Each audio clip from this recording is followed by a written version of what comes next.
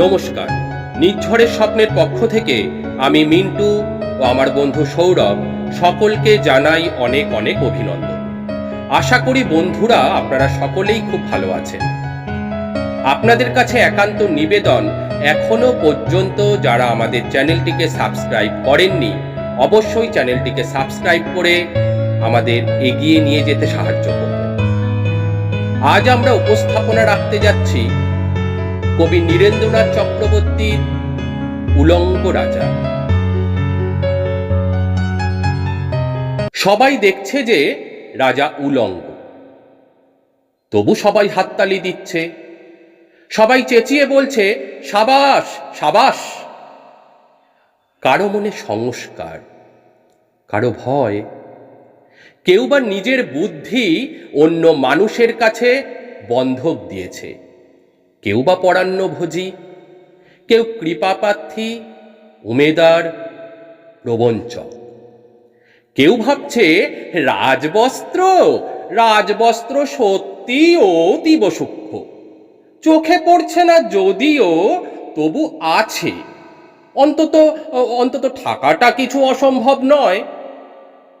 গল্পটা সবাই জানে, কিন্তু সেই গল্পের ভিতরে শুধুই প্রশস্তি বাক্য উচ্চারণে কিছু আপাদমস্তক ভীতু ফন্দিবাজ অথবা নির্বোধ স্তাবক ছিল না। একটি শিশুও ছিল, সত্যবাদী, সরল, সাহসী একটি শিশু। নেমেছে গল্পের রাজা বাস্তবে প্রকাশ্য রাস্তায়, আবার হাততালি উঠেছে মুহুর্মুহ, জমে উঠেছে স্তাবক বৃন্দের ভিড়। কিন্তু সেই শিশুটিকে আমি ভিড়ের ভিতরে আজ কোথাও দেখছি না। শিশুটি কোথায় গেল?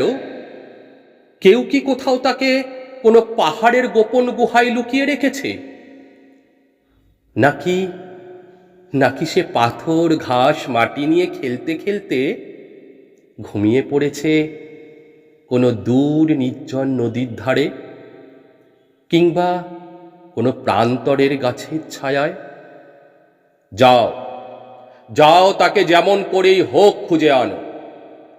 যে এসে একবার এই উলঙ্গ রাজার সামনে নির্ভয় দাঁড়াক, সে এসে একবার এই হাড়তালির ঊর্ধ্বে উঠে গলা তুলে জিজ্ঞাসা করুক, রাজা তোর কাপড় কোথায়?